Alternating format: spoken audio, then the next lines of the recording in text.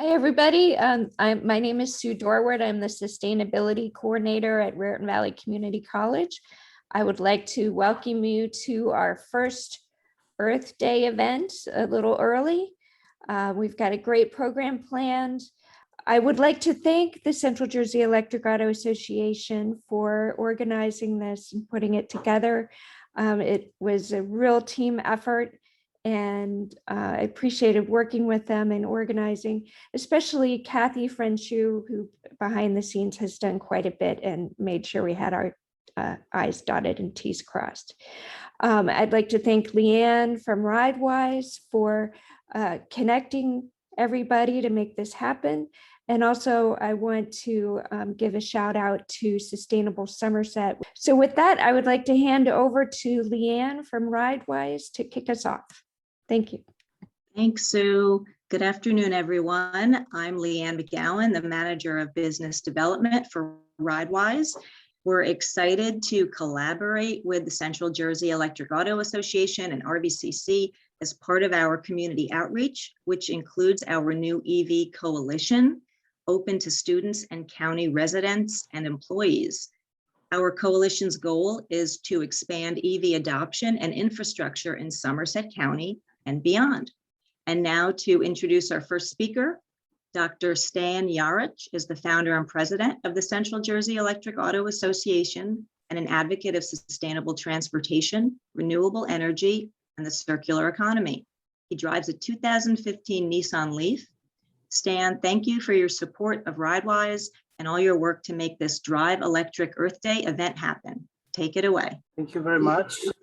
And I also want to add my thanks to Susan Dorward from Raritan Valley Community College and to you, Leanne, for being a great partner with this event. It would not be possible without everyone involved, including Kathy, who is our event coordinator. So to begin with, our mission is to advocate, to stand for electric vehicles, to promote acceleration of adoption through education, advocacy, and demonstration. So this event is focused to promote Generation Z electric drivers.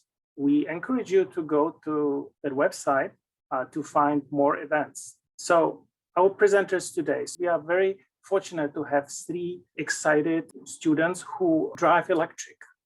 Nihar Trivedi is a student at Carnegie Mellon. He's going to talk about his Model 3. Then we have Paige Greenfield. She's a student at Raritan Valley Community College. She's going to talk about her Chevy Volt. And Anthony Asuncion, he's our junior member of our chapter. He's also a student. And he's going to talk about his experience with Nissan Leaf. Last but not least, we will have Sara Heller. She is automotive instructor from Raritan Valley Community College. So let's celebrate Earth Day. Our objective is to share stories of these three young EV adopters and excite you about electric vehicles. You will learn how to be a good steward of our planet because there is a great deal of environmental reason for driving electric. We also want to share with you how the Generation Z can change the world, how you can participate in the new green jobs future, and how to stay connected with us and with all EV advocates. So why would you want to go electric? There are a number of reasons. They can be broken into three categories. One, the personal, saving your wallet, right? Save the money. Second, it's a climate. Essentially, we do not have much of a choice because we cannot just keep burning stuff. And when I say burning stuff, I mean specifically internal combustion engines that today we use to move from A to B. Third, health. Internal combustion engine, they create pollution. It's not just carbon dioxide, it's lots of other things. And I'll talk about that in particular. Because the question is, so what actually comes out of the tailpipe, right? Some of you may remember that in 2015, there was a huge scandal related to Volkswagen because they were cheating. It was called a Dieselgate. They would use a program that defeat the emission stations and would pretend that the vehicle is perfectly compliant. And then what we learned that it was actually not just the Volkswagen, pretty much everyone else, but So specifically, what comes out of the pipe: carbon monoxide, nitrogen oxides, hydrocarbons, and particulate matter. The particulate matter is particularly high in diesel engines, and also for specific engine loads for any other engines. If there is lots of demand for the last horsepower from the engine, then the emission system doesn't work well. And the particulate matter and hydrocarbons, they are just, you can smell it. That's how bad it is. But we can avoid that. There is a research done by American Lung Association, and the research says that we can avoid so much of diseases, so many diseases, if California goes to 100% plug-in electric bike vehicle fleet. Specifically, over 230,000 acute and upper respiratory symptoms can be eliminated. Over 48,000 lost work and school days can be eliminated. 10,000 asthma attacks and lower respiratory symptoms. 545 respiratory emergency room visits and cardiac respiratory hospitalizations. Even premature death, 510. And heart attacks, almost 500. So there is a huge impact by going electric. The good news is that by transitioning to e-mobility with electric cars and electric buses and trucks and e-bikes and everything, we can pure the air. Now I'll switch gears because I understand that it's very important for particularly younger generation to make sure that as we transition to more sustainable landscape, that we have the jobs. And yes, there are so many new opportunities. I just hit LinkedIn and you can enter electric vehicle jobs, and there are so many nationwide. And the reason why, because as the technology is changing, the industry needs to fill new types of positions. So the industry that is involved, it's not just car manufacturing, it's also battery manufacturing, because we need lots of batteries. It's a transportation industry, utilities. Utilities are involved very much because they are the new oil. They have to deliver the energy for electric vehicles. And today they are not really quite ready for this. They don't have the headcount. So they need to have the people who will implement the charging technologies. And then there are also adjacent industries, because the best way to charge your electric vehicle is from renewable resources. So solar, wind, hydro installations. This industry is booming also very much, and specifically in New Jersey. There's lots of plans for offshore wind. Research organizations, right? That there will be always research needed to find better technologies. And there's lots of partnership across companies and industry. The technology is charging, vehicle software, thermal management, vehicle to grid technology. This is very hot. This is related to the utilities. Energy storage. If you heard of Tesla Powerwall, that's a very good example. And on the last column, you see all those positions, but it's not exhaustive. It's just, just example. There will be so many electricians needed because we have to install all those charging stations. I would like to now invite our first student speaker, Nihar Trivedi, to talk about his story. Yep, thank you. So hello, everyone. My name's Nihar Trivedi. I'm from New Jersey. I'm currently on campus at Carnegie Mellon University studying material science and engineering and possibly a double major in biomedical engineering. And I'm here to talk about my EV story. So my first vehicle is a plug-in electric. It's actually the 2020 Tesla Model 3 long range, as you can see below in the pictures. We did get it last year, and I used it for mainly grabbing food and also meeting up with friends. And then my parents would use it and I would use it for occasionally like getting groceries and other short-term like commutes like that. And as I'm on campus, I would like to have the car on campus sometime in the future, and it would make it really, really easy to get around in the Pittsburgh area and make trips a lot easier to and from home. So charging at home. So this is a picture of my Tesla charging at home. As you can see in red, we've circled the Tesla wall connector, which was installed at my house. It's very, very convenient. It takes like a minute just to take the cable back to the car and plug it in, and it's very fast. I think it takes about probably 7 to 8 hours total to charge the whole entire car from 0 to 100%, which is really nice. We usually just charge it at night. And then as you can see below, there's a map of all the superchargers. And with Tesla, you get 1,000 miles of free supercharging.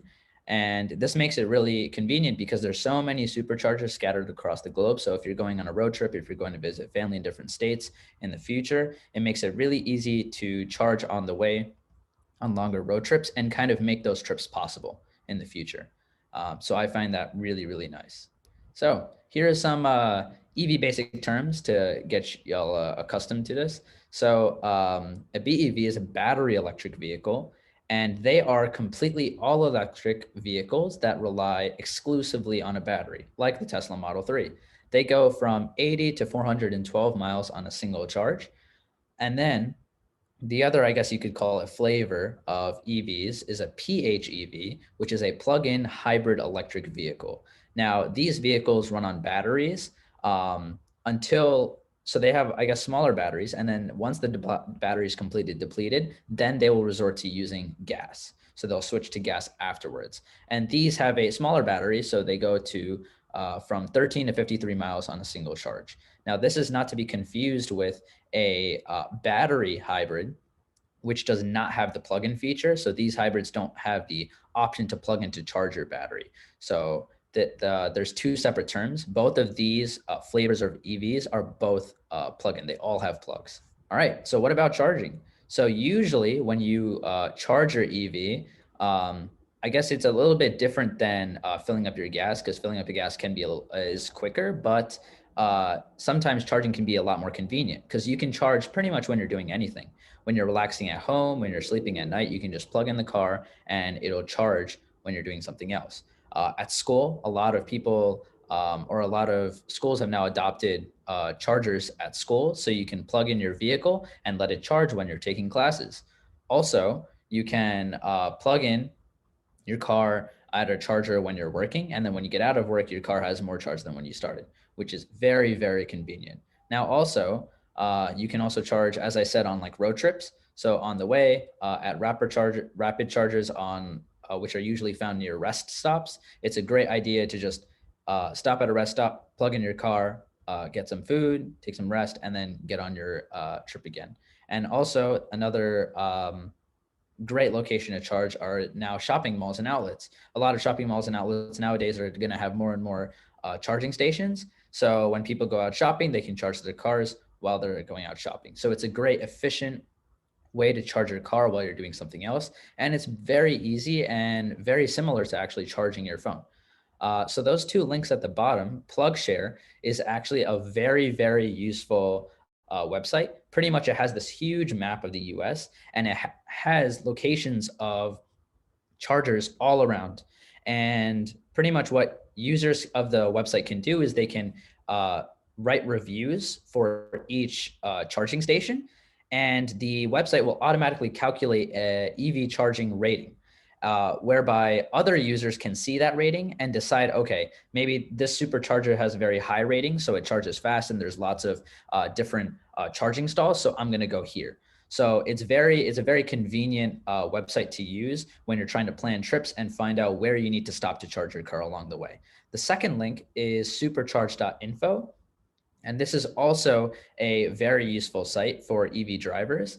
It's specifically for superchargers, and it pretty much has a huge table full of supercharger locations, whether they are currently operating or if they're under construction. And also it tells you how many stalls there are and how fast the chargers will charge your car. So it's very, very great, and it's very, very organized. So it's very easy to access your information through these websites. All right, so how long does it take to charge? As I said, for me at home, I can get around 45 miles per hour charging at home with the Tesla Model 3, and that will charge the whole battery 353 miles in about 7 to 8 hours.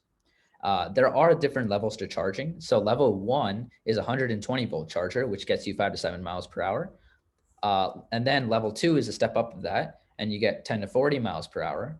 And then the fastest option are DC fast charging options, where you have upwards of 90 to 270 miles in just half an hour. And some superchargers, like Tesla superchargers, can get to 720 to even 1,000 miles per hour. So that's like super, super, super fast charging. And yeah, those are just some extra stats. Hi, my name is Paige Greenfield. I am currently a student at the RVCC, the Raritan Valley Community College. I am applying to join the nursing program in the fall. I got a bachelor's of science in environmental science over the past 4 years at the University of Vermont. Other interests of mine include environmentalism, permaculture, herbalism, science communication efforts, and music. So I put my email at the bottom. It's pgreenfi@uvm.edu. So please feel free to email me with any questions from this, or if you just want to talk about electrification in Vermont, or in New Jersey and Vermont, I'm super interested in it. So this is my car. I have a 2011 Chevy Volt. It's a plug-in electric, so as opposed to the fully electric, this is 30 miles of electric, and then it switches to a gas engine. I bought this used with around 55,000 miles, and now it's up to 90,000 miles. And I just wanted to kind of explain my buying story. I knew back when I graduated college that when I got my own car, that I wanted it to be something affordable, but would still be environmental. And so I really thought hard about sort of where I would be going and living and what car would fit my lifestyle the best. So I ended up wanting to get a plug-in hybrid, and it was wonderful because for me, I didn't know whether the state I was living in would have electric charging stations where I would be able to charge. And I've been so happy to see a lot of charging stations pop up over the last few years. So I've had many more abilities to charge my car, but I right now just charge it at home mostly. So this is my setup at home right now. I don't have anything installed in the wall. The picture on the right shows my plug-in just battery charger plugged in straight into the wall, and then it plugs the other side into the front of my car there. And I charge my 30 miles up in about 6 to 8 hours with just the standard electricity. It could be going faster if I used a better charging station, but I'm just working with what I have. So this you don't always have to have all of the big installments to make a plug-in electric vehicle work. This is me charging my Chevy Volt at school. This is in front of Raritan Valley. So if you see that white box on the left of the picture, that is the charge point box. And so you just have the app on your phone connected to your wallet, and you just go up and scan your phone, and it automatically starts charging. So you don't have to swipe a card every time. If I'm running late for class, I can just run up and get it set up to charge while I'm in class, which is very convenient. And I get a front row seat, which is amazing. If it's snowy or, I go to watch a concert in the city, they usually have charging stations in the front of the parking lots, which is great for me. So, it's awesome because I can make my entire commute on just those 30 miles between charging at home and charging at school. I don't even pass into gas mode. And so I essentially get to drive a fully electric vehicle for those shorter commutes. So this is just a picture that I wanted to show to kind of demonstrate all the crazy places I've been with my car. Last winter, I was in Iowa, and so it's been in negative 12 degrees, pushing through snow and ice. It's been in DC this past summer in 101 degree weather, amazing air conditioning. And I included a picture of my dog, Holly, because she joins me for all of my road trip adventures. So here are some incentives to offset the costs of purchasing a new electric vehicle. So there are both federal and state incentives. The federal incentives include a tax credit of between $1,500 and $7,500. So this excludes General Motor and Tesla vehicles because they have already maxed out on the amount of tax credits that they can have claimed. And oh, I should clarify, these are for new vehicles. So because I purchased mine used from someone else, I wouldn't have qualified. But if you're purchasing a new electric vehicle, you can qualify for that tax credit. You also can qualify for a 30% tax credit that will help offset the cost of a home charging station. So that was the picture that Nihar had up of the station, the plugging station directly on the wall. Those can be really useful if you have a lot to charge in a short amount of time. So I don't need one for my charging abilities, but they are really useful. And the Biden administration is preparing to have a new incentive program. He's made it a priority, and we haven't seen any details about that yet. So keep your eyes out, and hopefully we'll see some new incentives coming. Then if we go to our state incentives, this summer, we'll see when the budget gets renewed that there is a point of sale rebate reinstated that can give you up to $5,000 when you're purchasing your new vehicle. So that can be a really useful thing to offset the cost. There's also no sales tax for battery electric vehicles in New Jersey, and you get a discount on easy passes. The New Jersey Department of Environmental Protection is planning to have grants available to purchase chargers to put in condos, apartments, and public places. Lastly, PSE&G is planning to invest $80 million to install over 40,000 residential chargers. All in all, this creates around $12,500 savings on your EV purchase if it's new, and at least $2,000 savings on the battery electric vehicle taxes. This is a cost benefit demonstration, just so you can kind of understand the potential savings you can see from driving electric. In the top, you'll see the cost per gallon equivalent for gasoline, diesel, regular electricity, and off-peak electricity. The difference between regular electricity and off-peak electricity is depending on at what time you are taking that electricity. The peak electricity is, what the company has set up as a high volume time. And so if you're off peak, you're at that lower volume when not as many people are taking electricity. So compared to the, $3 of gasoline, you can see up to 40 to 70% for regular electricity savings. And if you're using off-peak electricity, between 80 and 90% savings on using that off-peak gallon equivalent. So if we just pretend that we have a 25 mile per gallon car, your typical, nothing fancy gas engine car that you're driving 12,000 miles and $3 a gallon, you estimate maybe $1,440 annually that you're spending. If I'm using even a gas hybrid, I'm saving $500 just in that cost offset. If I move up to the regular electricity, I'm saving up to $930. And then even better than that, the off-peak electricity goes all the way up to $1,260 total savings every year. So it really can pay off over the long term.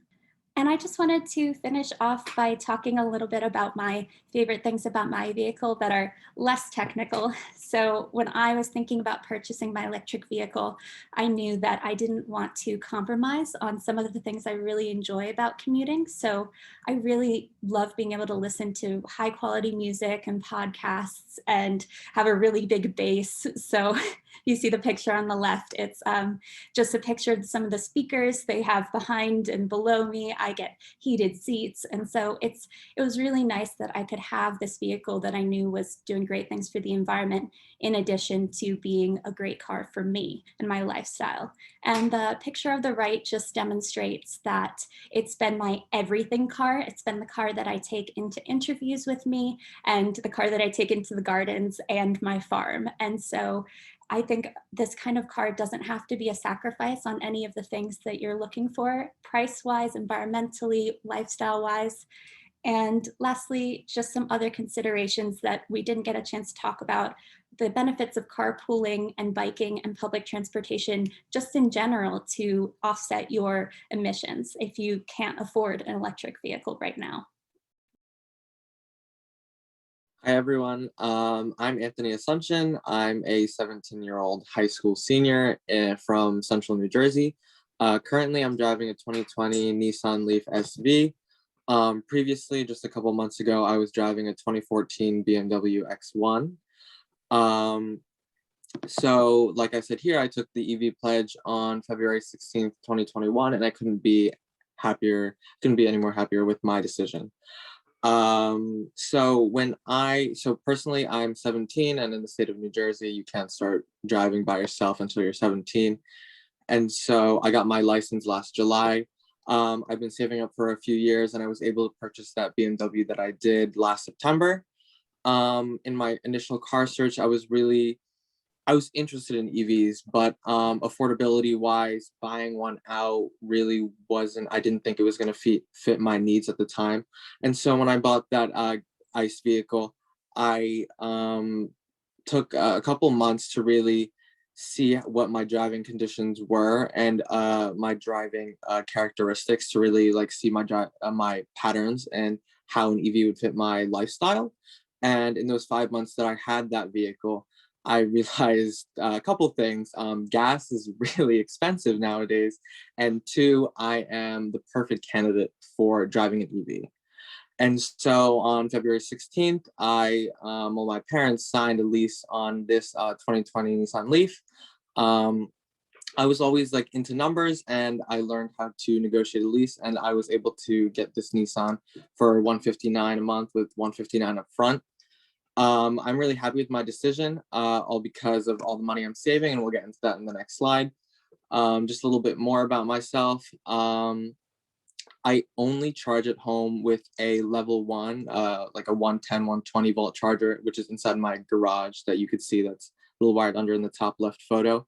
A lot of people really think that when I tell them how fast or slow it charges at home, it charges about 3 miles an hour, and my EV can go 150 miles on a single charge. And so if it was at 0%, it would take over 24 hours for my car to fully charge.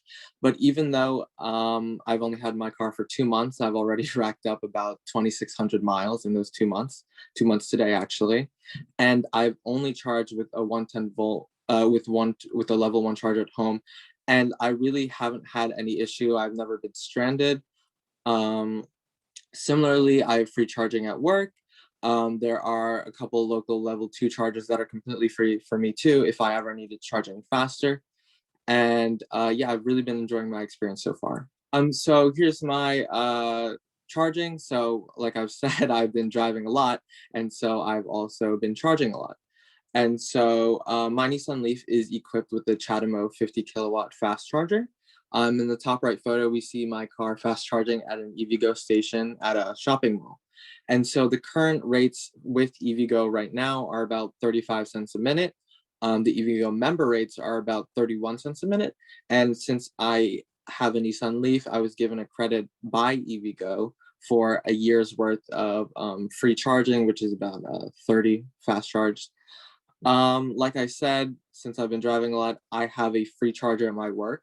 And so if I'm working a 4-hour shift or a 7-hour shift, I can get around 50 or 100 miles in, completely free to me. Sometimes I get home with more charge than I left with after I've driven the 20 miles round trip.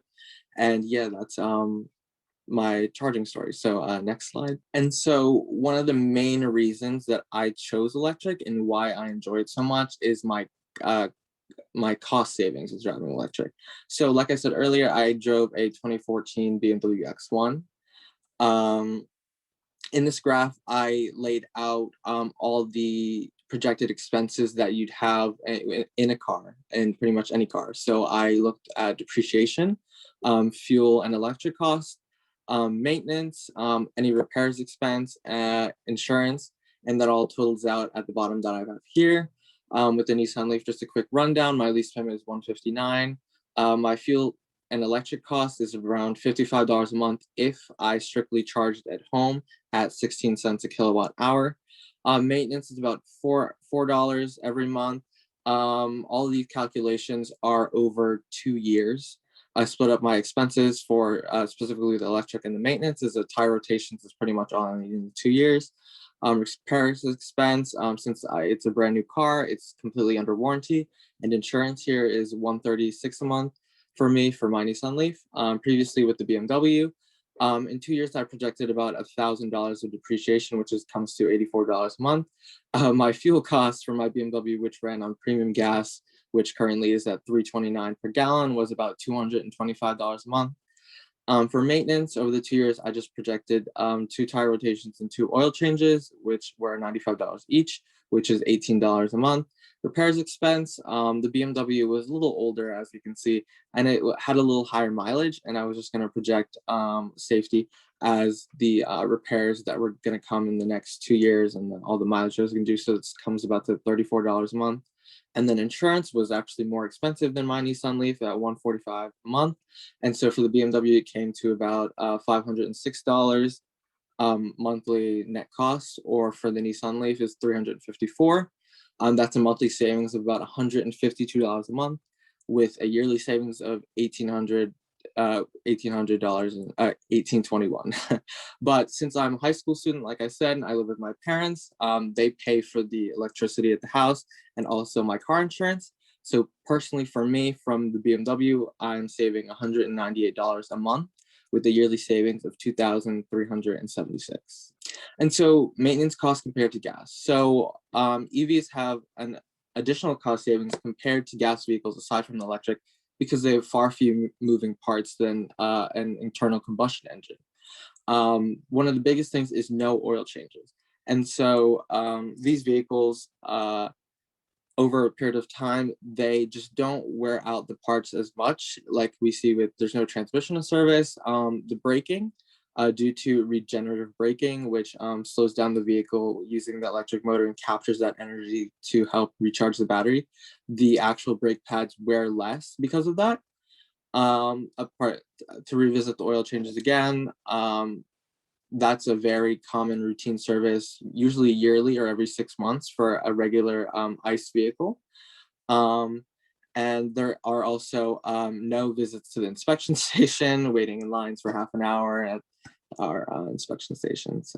And so pretty much EVs are just clean for the planet. They're healthy for people, safe, fast, and cheap to own and operate. Simply, it's just a better technology, and it's all better for us in the long run. How you can get involved. So like I did last February, take the EV pledge. I will become an EV driver. I commit to driving electric for my first car. And so I invite everyone to join the Electric Auto Association at theelectricauto.org. Find a chapter near you, like mine, the Central Jersey Electric Auto Association. Students 18 and under are free. Young adults are $15 a year, and regular adults 25 plus are $35 a year. So what we've learned today. So we have to stop the problem of stop burning stuff. Transportation is a big problem of that, with wasting with internal combustion engine vehicles, what they're emitting. E-mobility is a big part of the solution to safeguard our Earth, with electric vehicles, public transportation, things like that. With EV growth will come more and more jobs. A really big thing with EV adoption is the addition of sustainable jobs, and so these jobs will stay forever, since this is renewable energy that we're doing, and so jobs that can benefit me, my friends, and my family. So new technologies are best sold by word of mouth, and so like we're doing here today, we're really trying to spread the word about EVs and the new technologies that a lot of people are still a little cloudy about. We can use this information that we learned today to help educate our family and friends, and to accelerate the growth of electric vehicles. Thank you.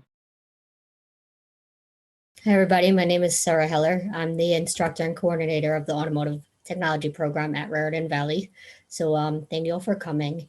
And as you've heard from Nihar, from Anthony, from Paige, and as you drive on the road, you see more and more of these vehicles on the road. And I'm really happy to say that RVCC has an automotive program that we're increasing next year. Hopefully we'll have 36 students. I'm really excited about that. And just like those electric vehicles are becoming more and more popular, you need technicians to be able to repair those vehicles. So we have just purchased this trainer that you see on the screen. And this way we can help prepare those future technicians to work on these electric vehicles. So we're incorporating more and more of the electric vehicles into our curriculum. And thank you for coming. And I'm really excited about that. All right. Well, thank you so much, everyone. That those are all of our speakers. I think we'll give them a virtual round of applause for doing a great job of explaining their experiences with EVs. We did get a ton of questions in the Q&A, and I think that we've answered most of them. So yeah, we are fighting to transition to all electric, and obviously a part of the transition is plug-in hybrids, because many people just need the peace of mind and are in the situation that they are not just ready for all electric. And as was mentioned, there are lots of incentives for new vehicles, but what it also means that every incentive that lowers the price of new vehicle will automatically lower the price of used vehicle, because that is factored in the depreciation. So you buy a vehicle for 40,000, you get 12,000 rebate. And if you want to sell it on the next day, the asking price would be 27. So that's where it is. I just wanted to emphasize something that Paige mentioned, that we do have charging stations in front of the West Building at RVCC. They were free up until last year, and now we are charging a 60 cents per hour fee, which is still probably less than you would pay to charge at home, but we're trying to cover our costs at the college for that electricity. But those stations are open to the public. So, even if you're not a student at RVCC, you can come there and charge. And they're level 2 charging stations. They charge at 6 kilowatts. So over the course of an hour, you would get 6 kilowatt hours worth of electricity. And I drive an electric vehicle, and that would be like 18 miles of charging for my vehicle in 1 hour. And the average commuter to the college, their commute both ways from home is 17 miles. So you can see that you could easily charge, whatever it takes for you to commute while you're at the college. I see some interesting comments about charging. I think Anthony is answering a question about, is it possible to use the gas station network to expand the availability of charging?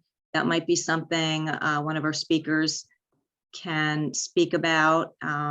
There's another one about destination chargers should remain free.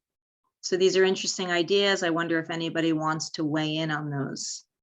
Well, free charging, that's in the long run, it's unsustainable because somebody has to pay for it. We cannot just ask to have free. There are some exceptions, like a Volta charging. I think Tony showed this on the picture, where you have a huge panel which on each side displays advertisements, and the profit from the advertisement is used to offset the cost of the charging. So it actually it matches. So they don't have to bill the customer for the electricity. It's being paid from the advertising. It's a very nice model. And there are several Voltas in New Jersey, and they are growing.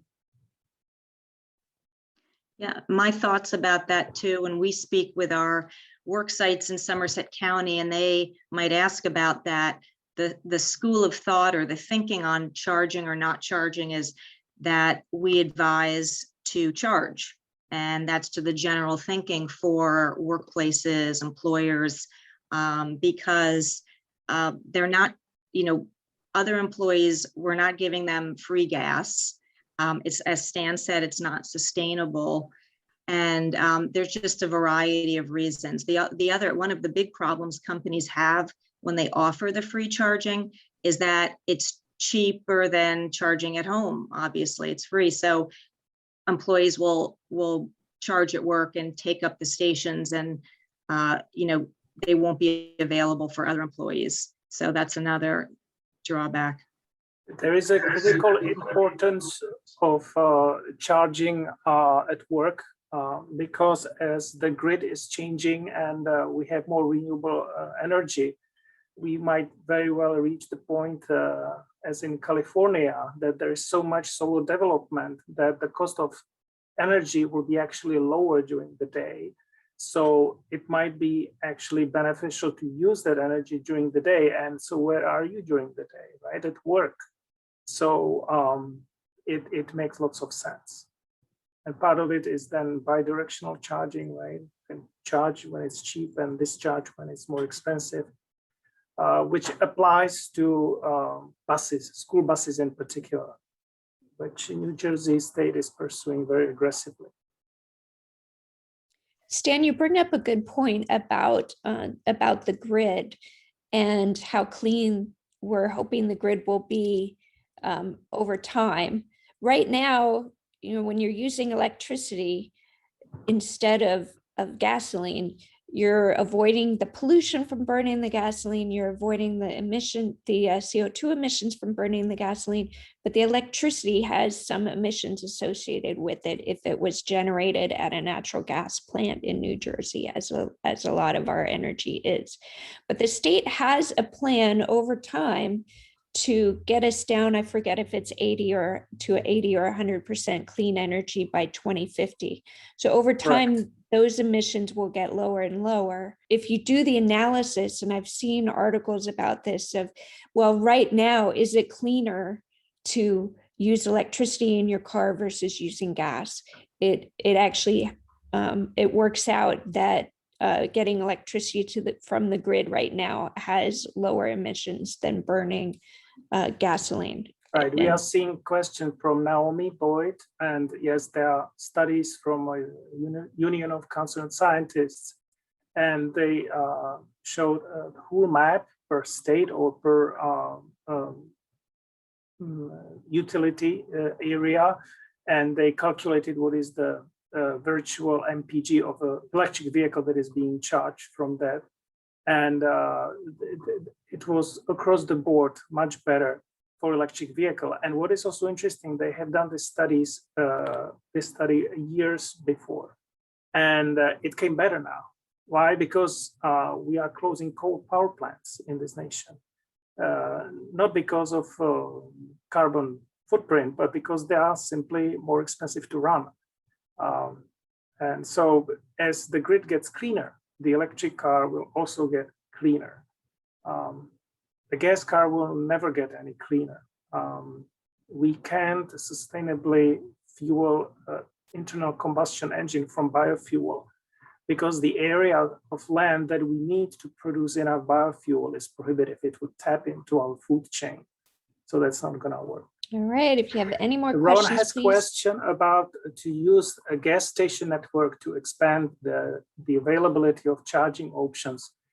Absolutely, that has been tested, that has been pursued, and in some locations. There is also a very interesting project in England. They have beautiful charging station, supercharging station. It's not just for Teslas, it's for all vehicles. And it has a beautiful solar canopy. It has a convenience store attached to it, which has a rest area. It has a yoga room and whatnot. And what is also important that they have parking spots for gas cars because they want to invite the non-EV people to come in and to experience what it is, what's the experience of driving electric. And those charging stations, there are DC charging stations, they can do up to 300 or 350 kilowatts, which is really huge. It's like a little explosion.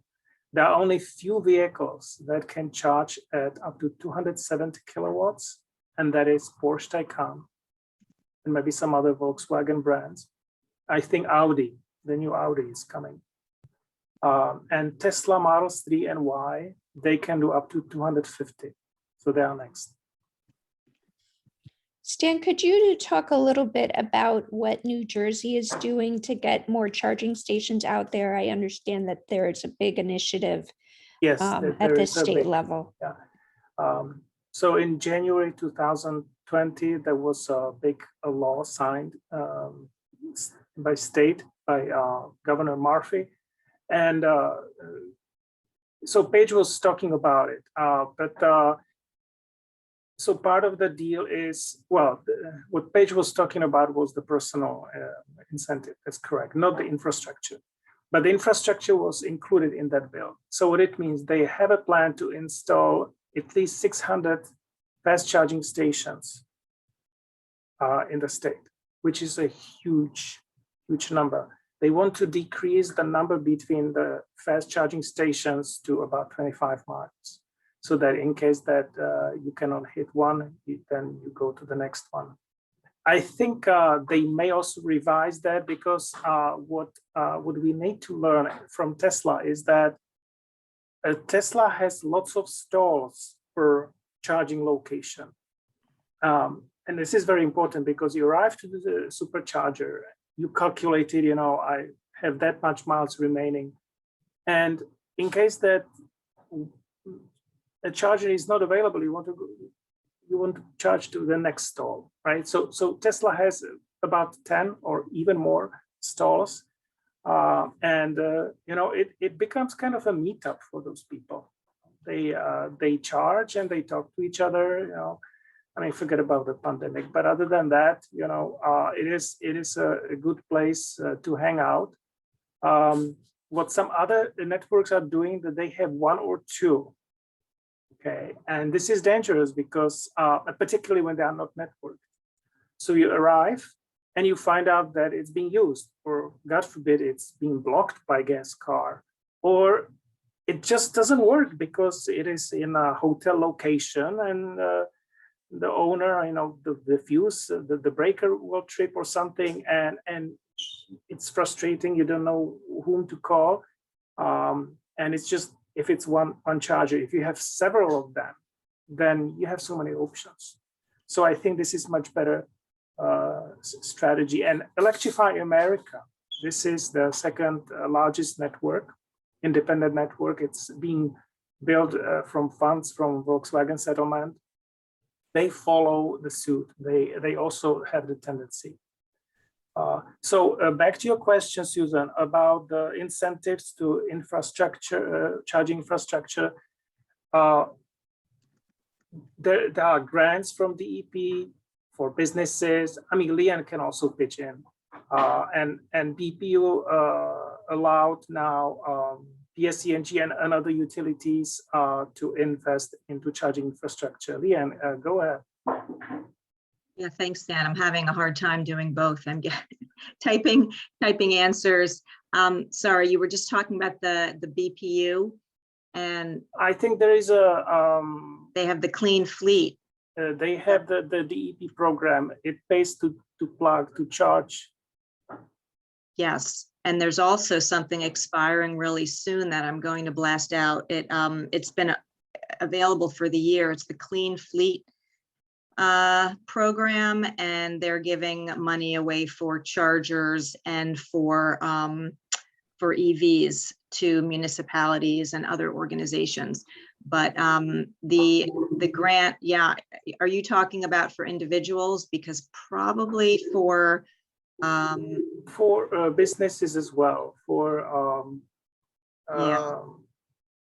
And from condos, Right. chargers at condos, because this is where you might need to deal with the association, homeowner association, or with the owner of the facility. It is at the interface of equity here, because if you are privileged to have your own home, and chances are that you have at least a driveway, so you install the charging station by yourself. You don't need a permit from anyone. You just you have to get permit from the town to make any installation, but you don't have to ask anyone for permissions to install. But if you are a renter, if you are a tenant, and the owner will tell you no, right? And where do you park? On common parking lot with millions of others, and today you park here, tomorrow you park there. How do you get the charging cord to your car, right? And particularly these people would save a lot, right? I'm always shouting out that when you drive electric, you spend 3 times as less for electricity versus what you would pay in gas. And now when the gas prices are climbing up, that goes higher. So yeah. That's a really good conversation that we're always trying to keep front and center when we're speaking with municipalities and developers, and it's so important to have the conversation before the building goes up, before the development is done. We're trying to get municipalities and others to to have the electrical work done and have ports be ready before. Certainly it's a lot cheaper and easier, but yeah, like you said, it's an equity issue, and this is something that we're working on. So but these are all really good points that the students and others are making. I'm just seeing a comment from Rick about the road tax. It's interesting. I was not quite aware about the heat coming from internal combustion engines to contribute to road degradation. I would say that the oil leakage definitely, which is another problem. It's an environmental problem. But there is a general consensus that when we reach certain point of adoption, then everybody will have to pay for the road tax. I was taking part of a test. It's a mileage-based metering. So I had a little device stick into the OBD port, and it would have GPS, and it would have a cell tower connection. So it was tracking the vehicle motion and pretending that it's calculating the road tax. I think it's a little bit overkill. I think it can be much simpler, but if it switches to mileage based, then we have to actually implement carbon tax on fuel, because right now the road tax that it's paid by gas cars or gas owners, it has the intricate effect as a carbon tax, because you pay more because you drive gas, and for electric we don't pay. But if it switched to mileage based, and it would cause the gas price to drop, we don't want that, because that's counterproductive. All right, well, thank you everyone for all of your great questions. I loved the Q&A session. It just got a lot of the details, the nuances of EVs out there. So thank you everyone for attending, and thank you very much everyone. You did a great job. Take care, everyone.